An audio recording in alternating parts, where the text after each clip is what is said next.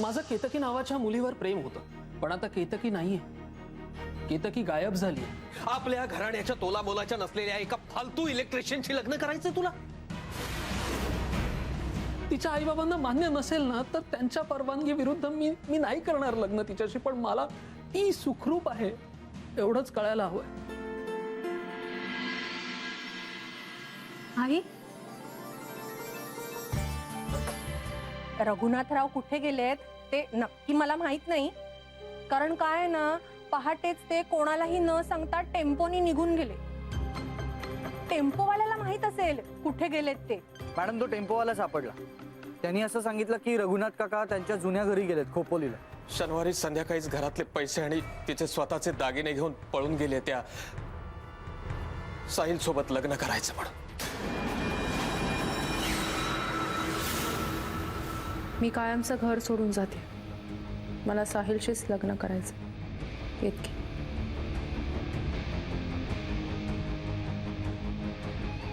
दोन्ही चिठ्ठीतलं अक्षर तर सारखंच आहे. याचा अर्थ ही चिठ्ठी सुद्धा केतकी निघेल. केतकी इथेही नाहीये, साहिललाही भेटली नाही. मग गेली कुठे? साहिल बरोबर गेलीये ती. त्या चिठ्ठीत लिहिलंय ना तसं, बघा ना. अहो, मी तेच सांगते तुम्हाला. केतकी साहिलकडे गेलीच नाहीये, साहिलला भेटलीच नाहीये ती.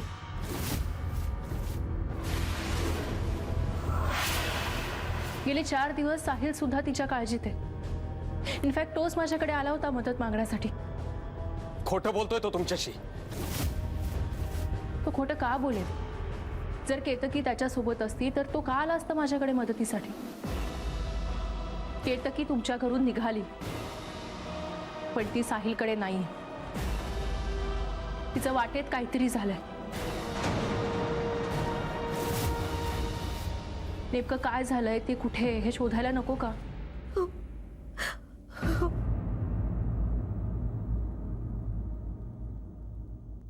ही माझी धाकटी मुलगी मेधा.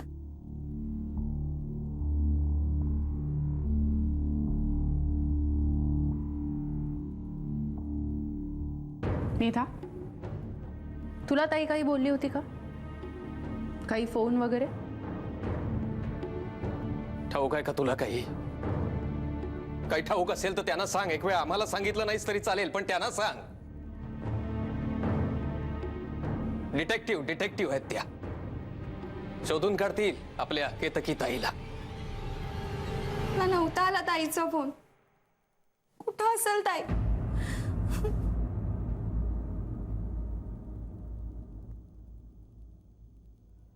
मला सांगा, तुम्ही त्यानंतर तिला फोन केला होता? अहो, एकदा काय 100 वेळा फोन केला, पण तिचा फोनच लागत नाहीये. हो, त्यानंतर धड जेवलेलो नाही आहोत आम्ही, झोपलेलो नाही आहोत. एक रात्र जागून काढली आम्ही तिच्या काळजीने. या बाईची अवस्था बघा जरा तुम्ही. नाही, मी समजू शकते. पण तुम्ही पोलिसांना कळवलं किंवा साहिलची कंप्लेंट तरी केली? हो, सज्ञान आणि कमावती मुलगी आहे ती. स्वतःच्या मर्जीने घरातले पैसे आणि स्वतःचे दागिने घेऊन गेली पळून कोणाबरोबर तरी. कोणाकडे आणि काय तक्रार करायची आम्ही, सांगा ना तुम्ही. जराही परवा वाटली नाही तिला, आमच्या मनाची नाही, आमच्या बदनामीची नाही. अस्मिता मॅडम, तुम्ही समजू शकता हो. अजून एक पोर आहे आमच्या पदरामध्ये. हे सगळं बाहेर लोकांच्या मध्ये गेलं तर मेधाचं लग्न कसं होईल ह्या काळजीने गुपचूप निघून आलो आम्ही इथे. बघताय ना ती गेल्यापासून ही कशी रडतीये ती. पण तिला आहे काय त्याच? आणि तो उन्हाळ निर्लज्ज साहिल, नशिबाचे भोग आहेत आमच्या, दुसरं काही नाही.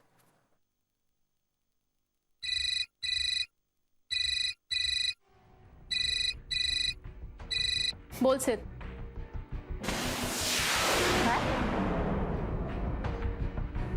ओके.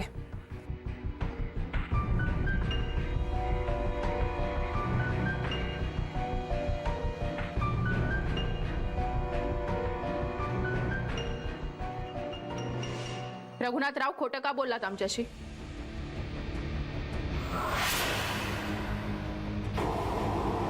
माझ्या सहकाऱ्यांनी तुमच्या घराच्या आसपास चौकशी केली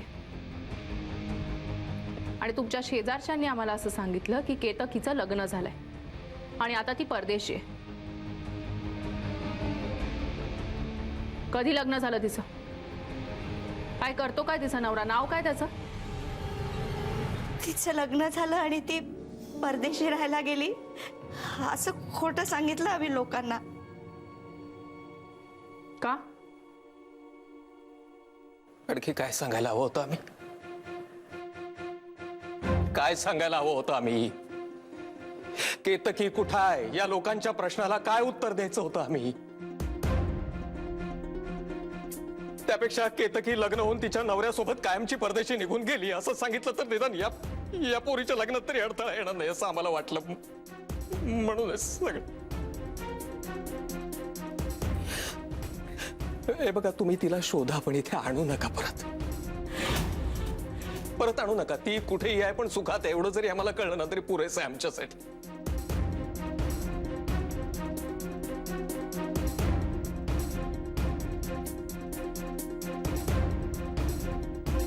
मला तर वाटतं त्या साहिलने आमच्या केतकीवर प्रेमाचं नाटक केलं फक्त तिच्या पैशासाठी, तिच्या दागिन्यांसाठी. आणि मग त्यानेच तिला कुठेतरी नेऊन ठेवलं, मी सांगतो तुम्हाला. आणि आम्हाला अडचणीत आणण्यासाठी तो तुमच्याकडे आला मदत मागायला. येस. नाही, ही शक्यता कितपत खरी आहे हे मी शोधून काढेनच. आणि साहिल जर दोषी आढळला तर त्याला शिक्षा नक्कीच होईल. चला ताजी.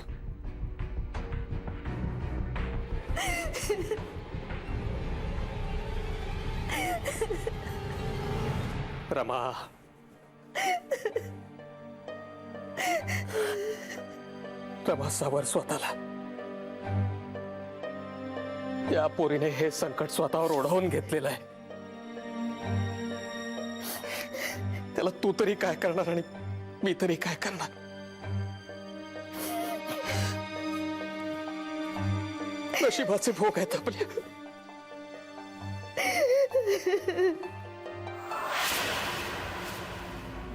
साहिल म्हणतोय की केतकी आलीच नाही आणि तिचे बाबा म्हणतात की ती साहिल बरोबरच पळून गेली.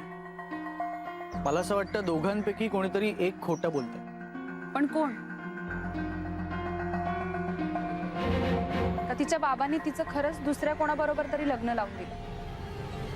एक शक्यता अशी आहे की ती साहिलला भेटायला घराबाहेर पडली पण साहिलपर्यंत पोहोचलीच नाही.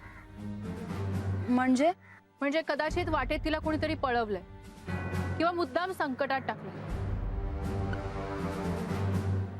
किंवा काहीही घडलेलं असू शकतं. पण मग तिला आता शोधायचं कसं आणि कुठे?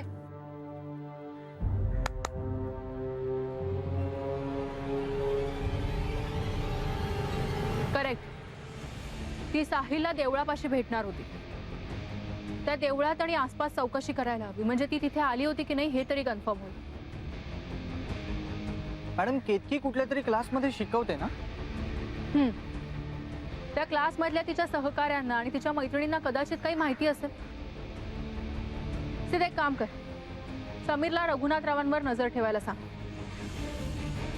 साहिल म्हणतोय त्याप्रमाणे खरोखर त्यांनी पोलीस कंप्लेंट केली होती की नाही हे कन्फर्म करा. आणि तुम्ही केतकीच्या क्लासमध्ये ही चौकशी करा. दाजी आणि मी त्या देवळात चौकशी करतो. चला.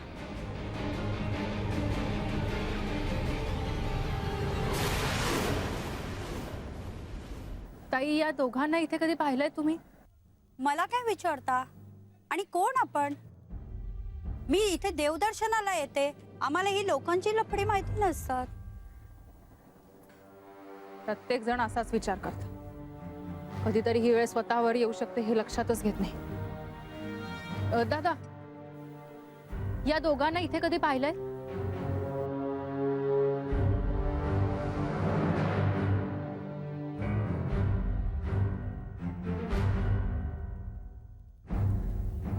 यांनी पाहिलंय? यांना पाहिलंय तुम्ही? हो, एक दोनदा मी पाहिलं यांना. शनिवारी आले होते हे दोघं? शनिवारचं काय माहिती नाही, सॉरी. शनिवारी संध्याकाळी केतकी इथे आली होती की नाही हे कसं कळेल आपल्याला? देव, दाजी मस्करी करू नका.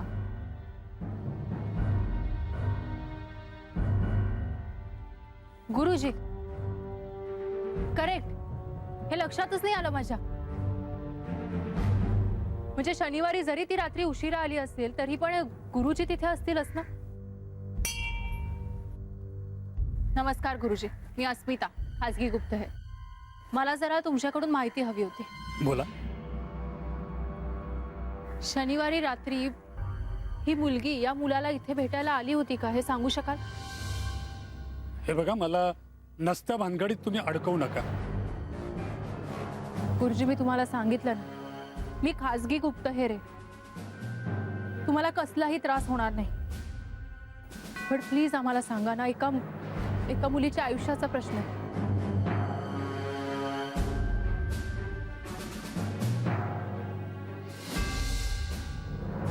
त्या रात्री 10 नंतर या मुलाला भेटायला एक मुलगी आली होती. मी तुझा चेहरा नीटसा पाहू शकलो नाही, पण केतकी, अगं काय किती उशीर. अगं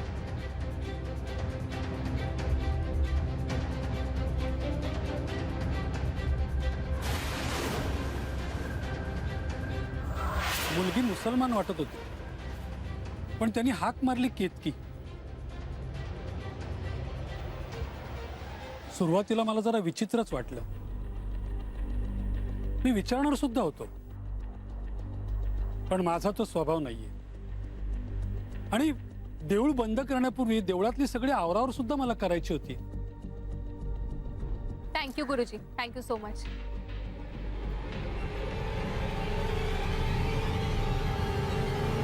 याचा अर्थ दाजी साहिलने आपल्याला खोटं सांगितलं. त्याला त्या रात्री केतकी इथे भेटली होती. पण मग त्याने केतकीला नक्की कुठे नेलं असेल? काय केलं असेल तिचं?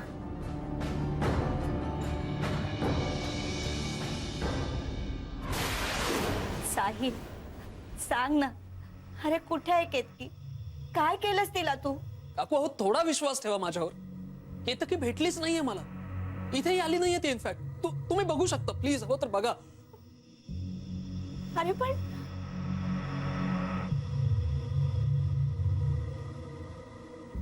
साहिल इथे नाही, मग कुठे आहे ती? तूच तिला कुठेतरी ठेवलंस ना? का तू काहीतरी केलंस तिला? साहिल, आमच्या पोरीसाठी जीव तुटतो आमचा. असं करू नकोस रे. काकू, तुम्ही जरा प्लीज शांत व्हा, ओके?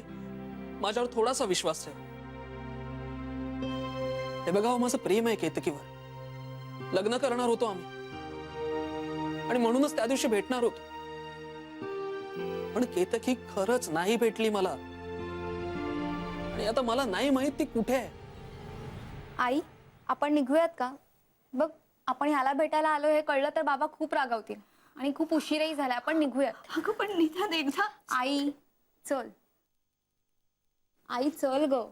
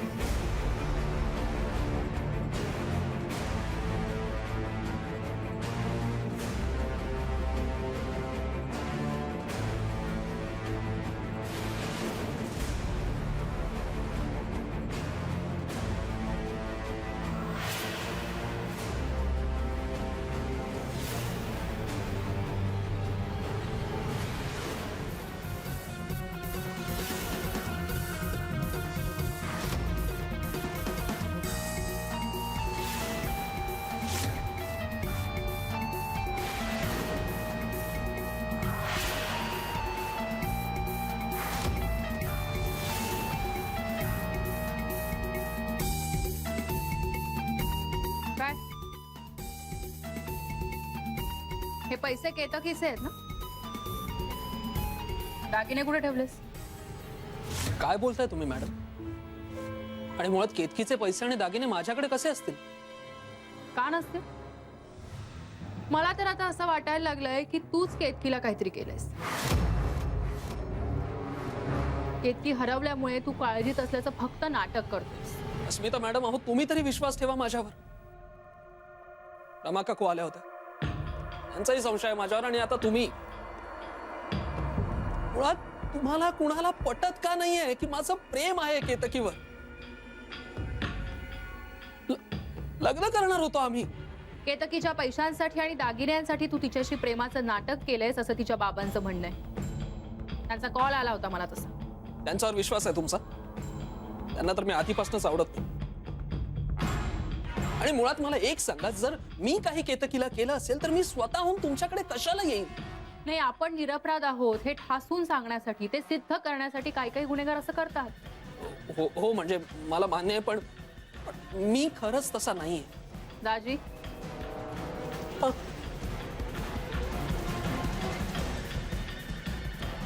अहो हे माझेच पैसे आहेत. इनफॅक्ट हे मी तुम्हालाच द्यायला येत होतो, म्हणजे तुम्ही केतकीला लवकर शोधाल म्हणून.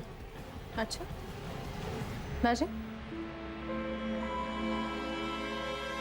आम्ही फक्त पैशासाठी काम करतो असं म्हणायचंय का तुला? आणि आमचे राहू दे. मुळात तुझ्याकडे इतके पैसे कसे आले? इतके कॅश घरी कोणी ठेवत नाही सहसा. बँकेतून काढलेस का कुठल्या मित्राकडून घेतलेस?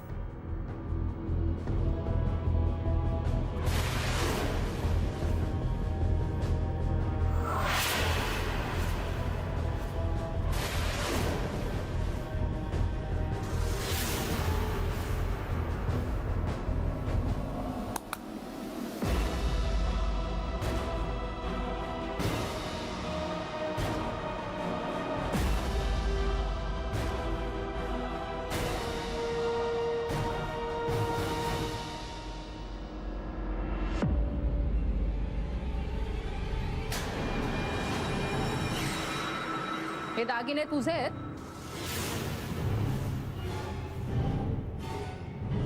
केतकीचे दागिने आहेत. आता तरी खरं बोल. मला नाही माहित हे कसे आले घरात, मला खरंच नाही माहित. साहिल, बास झालं आता. आमच्या दृष्टीने तू एक संशयित गुन्हेगार आहेस, आणि हे फक्त या दागिन्यांमुळे म्हणत नाहीये मी. आमच्या एकाही प्रश्नाचं धड उत्तर देता येत नाहीये तुला. बरं आहे तुमचं, म्हणजे मी मदत मागायला तुमच्याकडे आलोय आणि तुम्ही मलाच गुन्हेगार ठरवताय. मी फक्त सत्याची बाजू घेते, आणि गुन्हेगाराला शासन करून देणं हे माझं कर्तव्य आहे. आमच्या दृष्टीने तू गुन्हेगार आहेस, आणि हे फक्त या दागिन्यांवरून म्हणत नाहीये मी. त्या मंदिरातल्या पुजाऱ्याने सुद्धा साक्ष दिले आम्हाला. त्याने आम्हाला असं सांगितलं की त्या रात्री केतकी तुला भेटली होती. नाही, हे खोटं आहे. हे पण खोटं आहे. सगळेच खोटं बोलतायत ना? त्या पुजाऱ्यानेच आम्हाला असं सांगितलं की केतकी तिथे आली होती बुरखा घालून. नाही, अहो ती केतकी नव्हती. केतकी नव्हती मग कोण होतं? आणि मग तिला केतकी म्हणून हाक का मारलीस? गंमत म्हणून? मान्य, मला मान्य आहे, मी तिला केतकी अशी हाक मारली होती कारण ती बुरखा घालूनच येईल असं आमचं ठरलं होतं म्हणून. पण मग जर ती केतकी नव्हती तर तू तिच्या सोबत का गेलास? माझ्यावर का विश्वास ठेवत नाही तुम्ही? ती मुलगी मला म्हणाली की ती संकटात आहे म्हणून गेलो मी तिच्या बरोबर. केतकी, अगं काय, किती उशीर?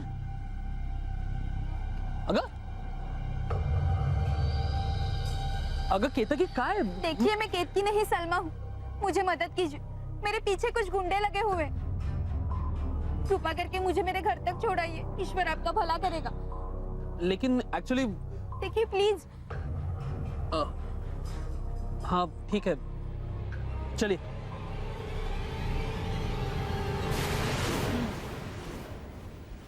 कुठे घेऊन गेला होतास तिला?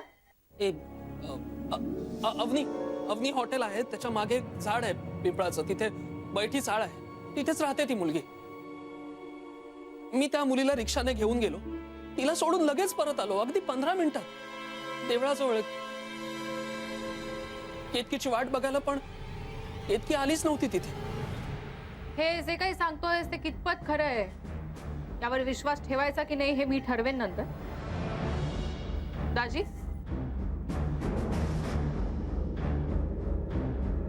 तुम्ही इथेच थांबा, त्याच्यावर लक्ष ठेवा. आणि हा जर दोषी आढळला तर ह्याला पोलिसात जाईल. मॅडम माझं थोडं ऐका ना तुम्ही. असं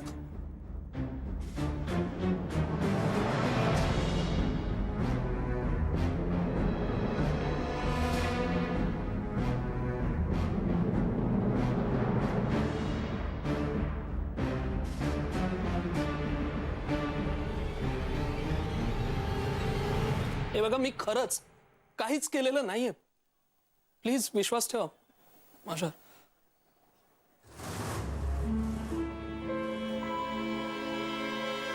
मॅडम, पैसे आणि दागिने साहिलकडे मिळाले, याचा अर्थ तोच गुन्हेगार आहे.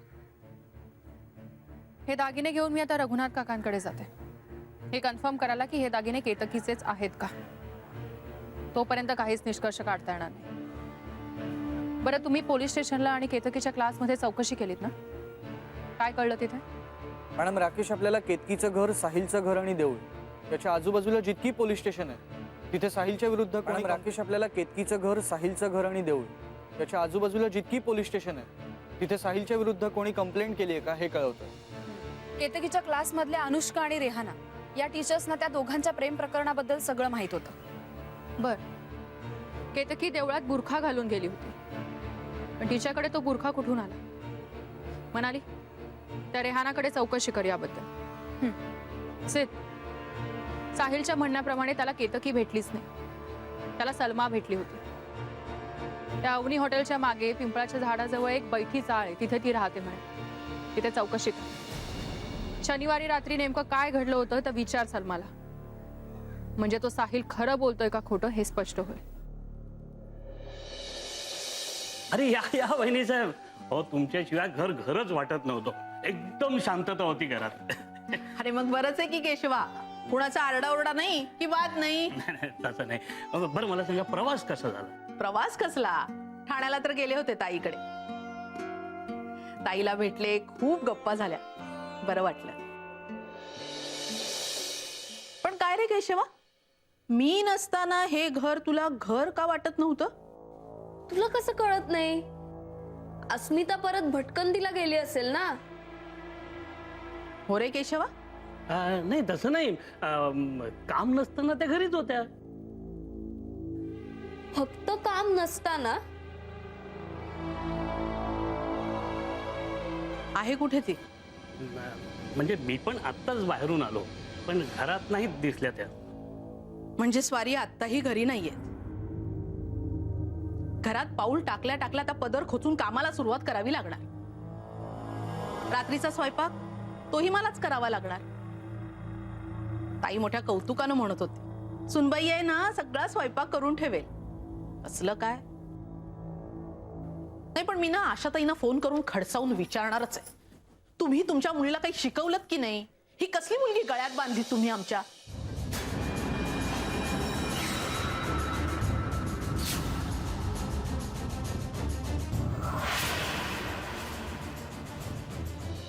तुम्ही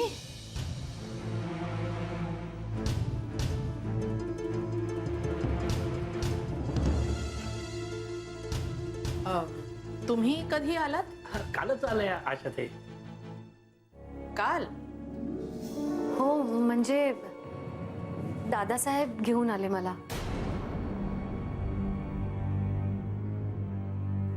अस्मिताला खूप आठवण येत होती माझी.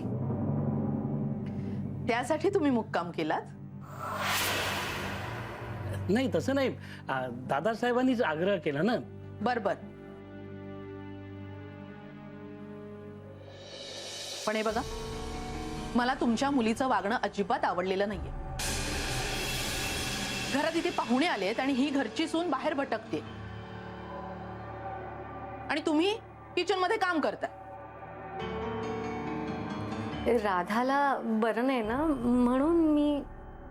हे बघा आशाताई, आमच्यात गृहिणींकडून स्वयंपाक करून घेण्याची पद्धत नाही. हा, तुम्ही इथे आलात, माझी काही हरकत नाही. राहा पाहुण्यांसारख्या 4 दिवस. पण मला माझ्या किचनमध्ये कुणीही डोकावलेलं आवडत नाही. अहो, सगळं आयतं मिळतंय तर संधी कशाला सोडताय?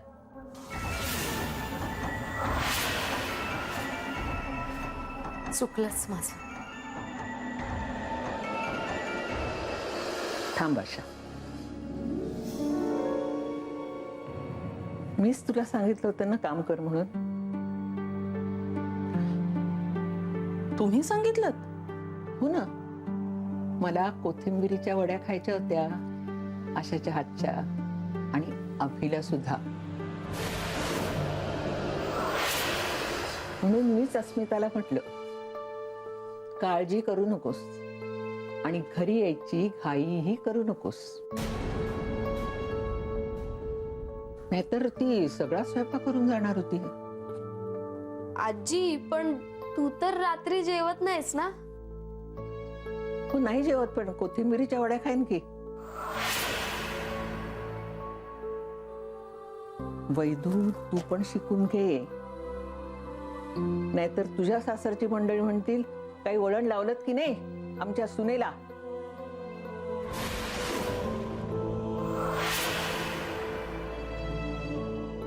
आशा, चल कामाला लाग, लवकर कोथिंबिरीच्या वड्या बनव.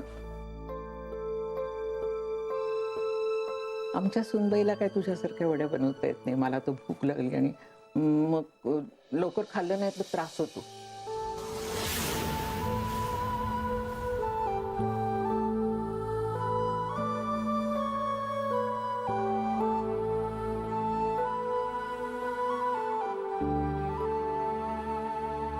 घाबरू नकोस, मी आहे ना तुझ्या लेकीच्या मागे. मग हे बघ, अभिने आणि अमृतने तुला सांगितले हे घर तुझं आहे. मी हेच म्हणते. अगं बाई, रडू नको ग, खरंच नको, नाहीतर बडे आंबट आणि खारट होतील. बघ आजी, छान बाजू सांभाळून घेतलीत नात सुनेची. हे पहा, तुम्ही आता बोलू नका आणि मला हरभऱ्याच्या झाडावर चढवू नका. हरभऱ्याचं झाड लहान असतं, मोडून पडेल. चल. उंदराला मांजर साक्ष, दुसरं काय? हो वहिनी, त्यांनी जेवण बनवलं तर तुमचंच काम हलकं होईल ना. अरे पण ते आज, रोजचं काय? आई, म्हणजे आता या निमित्ताने त्या काय आपल्याकडेच राहणार आहेत की काय?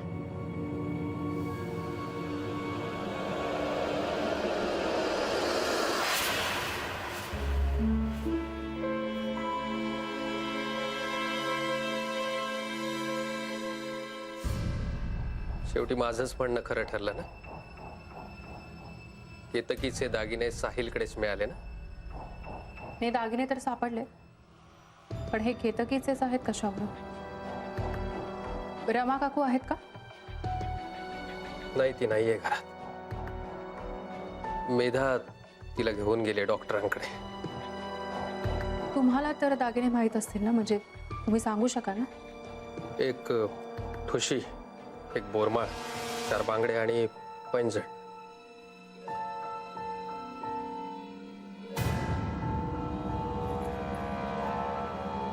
हेच होते.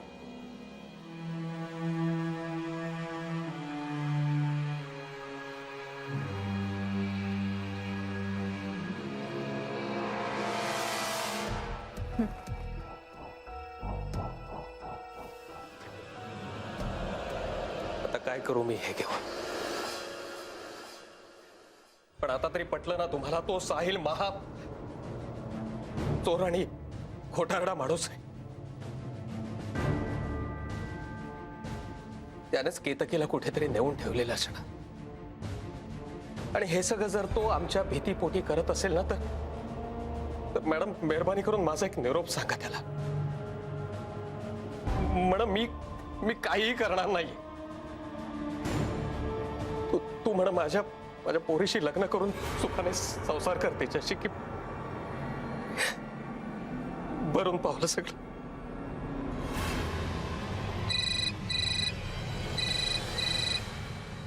बोल से.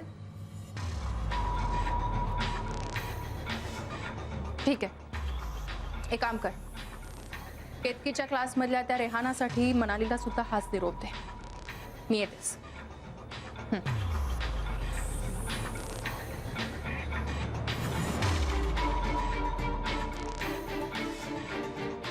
दाजी, साहिलला घेऊन माझ्या ऑफिसला या.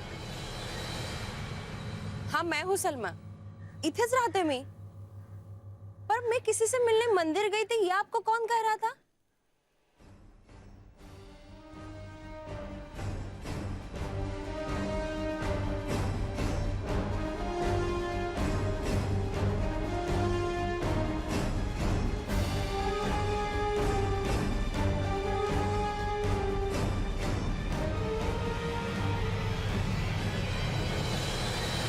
मॅडम, ही रेहाना, केतकीच्या क्लासमधली मैत्रीण. रेहाना, हा साहिल. ओळखतेस याला? कधी भेटले नव्हते, पण केतकीने ह्याचा फोटो दाखवला होता मला तिच्या मोबाईल मध्ये. तू इतकं छान मराठी कसं बोलतेस ग? ट्युशन मध्ये मी मराठीतूनच शिकवते. स्टुडंट सगळे मराठी मीडियमचे आहेत ना. गुड, खरंच कौतुक आहे तुझं. बरं मला सांग, केतकी साहिल बरोबर पळून जाणार आहे हे तुला माहित होतं? हो, आणि तिला पळून जाण्यासाठी मदत म्हणून मी माझा बुरखा सुद्धा तिला दिला होता. काय म्हणजे साहिल बुरख्याबद्दल सांगतोय ते खरं आहे? केतकी मागच्या दाराने बाहेर पडणार होती आणि कोणी ओळखू नये म्हणून ती बुरखा घालून जाणार होती. याचा अर्थ केतकी बुरखा घालून साहिलला भेटायला बाहेर तर पडली, पण मग कुठे गेली असेल ती? मॅडम,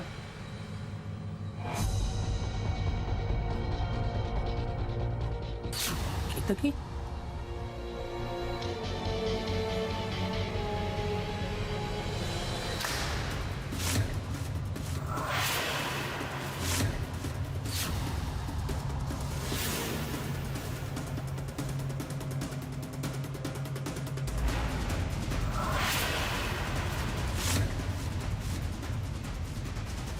मैं सलमा, मैं कब आई तुम्हारे पास? कब मैंने मदद मांगी तुमसे? अरे क्यों मुझे बदनाम कर रहे हो तुम? खुदा का शुक्र है कि मेरे शौहर शक करने वाले नहीं है, वरना क्या गुजरती मुझ पर. I am sorry. Asmita madam या नव्हत्या आल्या त्या दिवशी देवळात.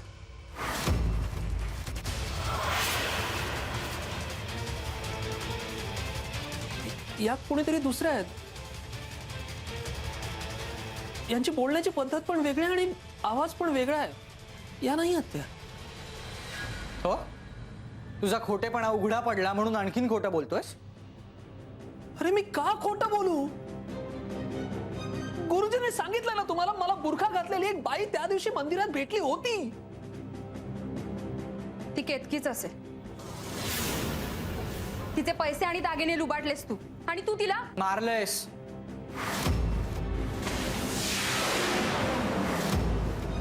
अहो मी नाही मारलंय. बास झालं साहिल, अजून किती खोटं बोलणार आहेस? तुझ्याकडे सापडलेले दागिने सुद्धा केतकीचेच होते, मी कन्फर्म केलंय ते.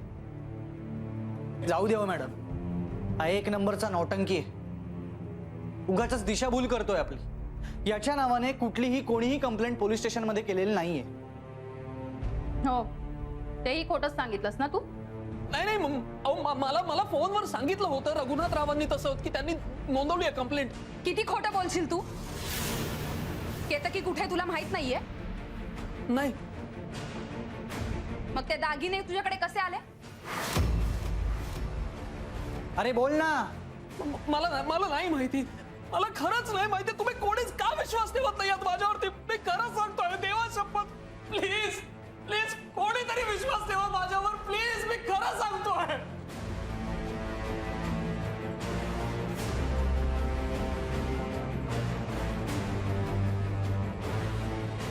मॅडम हा कांगावा करतोय. दाजी घेऊन जायला आणि याच्याच घरी नजर कैदेत ठेवायला. मी का असं करताय माझ्या बरोबर? मी सांगतोय ना, मी नाही काय केलं. पुढे ऐका ना माझं.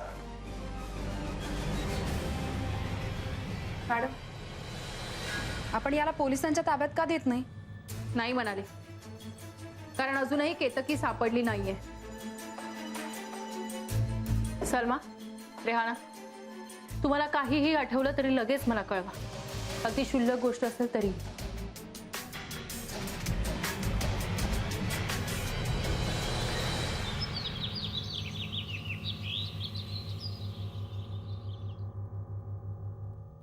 सॉरी आई, केतकीच्या केसमुळे तुला फार वेळ नाही देऊ शकले मी. अगं निदान तू भेटलीस तरी ना.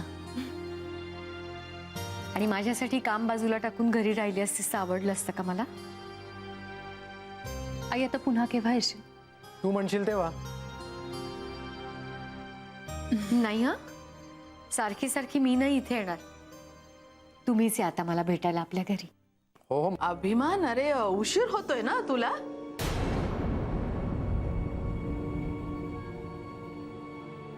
हो निघायला हवं. आजी कुठे दिसत नाही मला, म्हणजे निरोप घ्यायचा आहे ना. नाही, आजीचा निरोप नाही घेता येणार, कारण त्या गाडीत आहेत, तुझ्यासोबत येणार आहे. मी संध्याकाळी येईन त्याला न्यायला. बर येते ना ते. येते. या.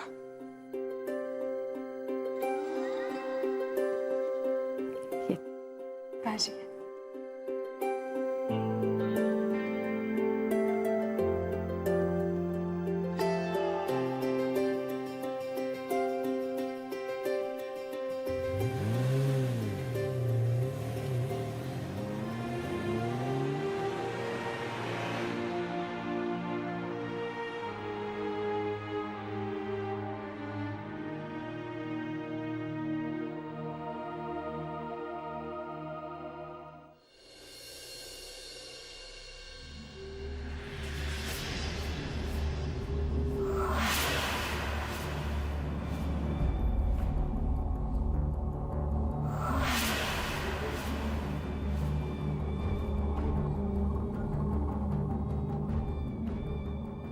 साहिलच्या म्हणण्यानुसार त्याला सलमा भेटली होती,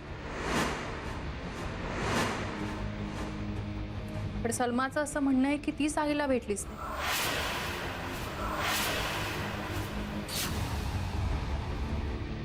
साहिलचं असंही म्हणणं आहे की त्याला केतकी भेटलीच नाही, पण मंदिरातल्या गुरुजींनी मात्र त्याला त्या मुलीला केतकी हाक मारताना ऐकलं. साहिलचं असं म्हणणं आहे की रघुनाथरावांनी त्याच्या विरुद्ध कंप्लेंट केली होती, पण प्रत्यक्षात मात्र तशी काही कंप्लेंटच झालेली नाहीये. उलट रघुनाथरावांनी साहिलविषयी व्यक्त केलेला संशय खरा ठरलाय.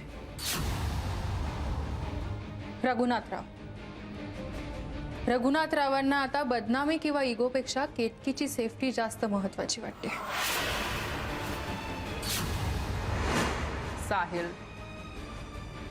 साहिलकडे ते पैसे कुठून आले होते हे त्याने सांगितलंच नाही. हा, पण केतकीचे दागिने मात्र त्याच्या घरात सापडले. या सगळ्याचा एकच अर्थ आहे,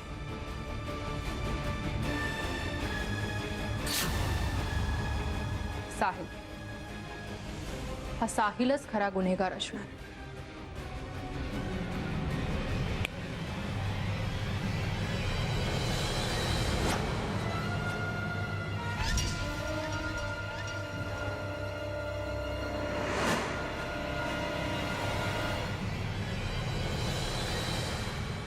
अस्मिता, दादा या केसमध्ये तू खूप गोंधळलीस, बरोबर आहे ना? नाही, याचं कारण आहे. कारण की तुझ्या डोक्यात दुसरेच कसले तरी विचार चालू आहेत.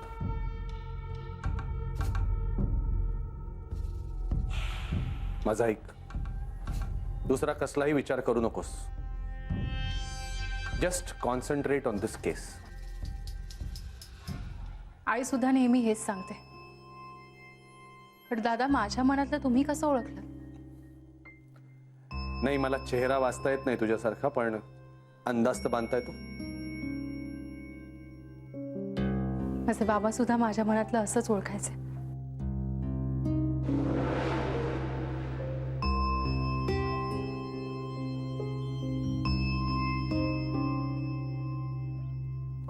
Now just focus on this case, okay? All the best. Thanks दादा.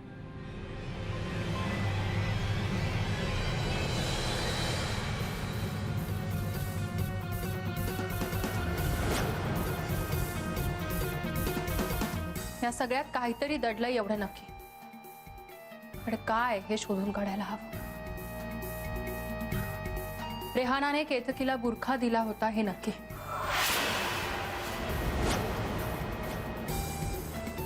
साहिल जर खरं बोलत असेल तर शनिवारी रात्री बुरखा घातलेली एक मुलगी त्या सलमाच्या घराबाहेर होती एवढं नक्की.